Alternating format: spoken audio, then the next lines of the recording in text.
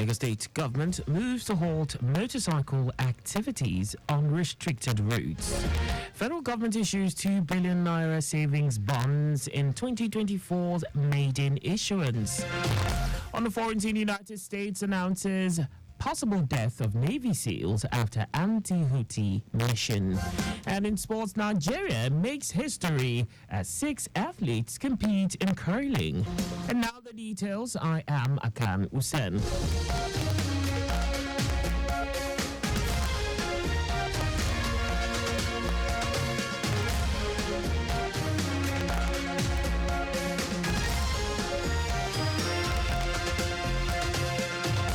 In a committed effort to uphold traffic regulations, the Lagos State government has launched a robust campaign targeting motorcycles operating on restricted routes within the city. Commissioner for Transportation Oluwaseun Oshiemi, who commended the recent strategic enforcement efforts led by the State Commissioner of Police and the Lagos State Task Force, said this initiative is part of the ongoing efforts to enhance public safety and mitigate traffic congestion. Oshiemi stated that the campaign aims to unequivocally halt motorcycle operations in specified restricted routes, ensuring public safety and optimizing the city's transportation network, stressing that the ban on commercial motorcycles remains in force in 10 local government areas and 15 local council development areas within the metropolis. By reiterating the penalties for violation, which includes 3 years in prison for both rider and passenger, with their motorcycles impounded and publicly crushed in accordance with the Transport Sector Reform Law 2018. Oshiemi urged residents and commuters to refrain from using motorcycles on restricted routes. The Lagos State government says it will help find lasting solutions to frequent reports of fraudulent practices in the state's real estate sector and thus protect the interest of investors and investees in the real estate business transactions in Lagos State. Commissioner for Housing, Akan Usen, stated this just as he says the state government, through the Lagos State Real Estate Regulatory Authority, LASRERA, has effectively resolved the land disputes between a real estate company and its customer, Kayode Oladipo. Oladipo, in a viral video clip, accused the real estate company and its managing director, Bamidele Onolaja, of scamming him of over 14 million for over 20 plots of land he supposedly bought in 2017 from the property company. Following Governor Babajide Sanwo-Olu's directive, the Lagos State Commissioner for Housing, Akan Usen, Special Advisor to Lagos State Governor on Housing, Barakat Odunga Bakari, and the Permanent Secretary, Lagos State Ministry of Housing, Bola Toriola, invited the management of the company. The investigation committee, at the end of the fact-finding meeting, explained that Oladipo that having defaulted in his payment arrangement, the real estate company has the right to offer the option of relocation to another site, equivalent to money paid or the option of a refund of the amount paid less 40% as stipulated in the agreed contract of sales by both parties. Oladipo agreed to accept the allocation of 5 plots of land at another site, which is equivalent to the present value of his payment. The Lagos State Consumer Protection Agency, LASCOPA, has again called on all producers, entrepreneurs, and everyone in the food supply chain business to ensure all consumable food products being produced and sold to consumers are registered with the National Agency for Food and Drug Administration and Control, NAFDAC. The agency also advocated inclusion and display of comprehensive and genuine information about consumable products at strategic places where such information can be easily seen.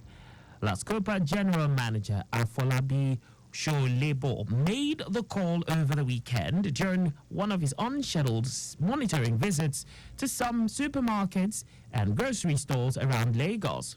Sholebo emphasized that the proliferation of some unregistered dairy products and their derivatives pose significant risks to public health and safety. He said the agency does not intend to witch hunt any business or entrepreneurs with genuine intentions, but will not rest on its oars in ensuring that the interests of the consuming public is protected. And now to the rest of the story. The federal government has raised about 2 billion naira from the latest issuance of the monthly retail savings bonds as investors continue to show strong appetite for sovereign securities. The January 2024 tranches of the monthly retail bond issuers, otherwise known as Federal Government of Nigeria Savings Bond (FGNSB), were the first debt issuances by the government in the year. The Debt Management Office (DMO), which oversees government debt issuance and management, had offered the two tranches of FGNSBs of 2 and 3 year tenors with coupons of 11.33% and 12.33%. The January 2024 issuance is the 79th tranche of the savings bond introduced in 2017. A kidnapped kingpin identified as Janari and some of his foot soldiers have been killed during operations conducted by the air component of Operation World Punch in Kaduna State. Janari was said to have masterminded several kidnaps within Kaduna State as well as the Abuja-Kaduna Highway.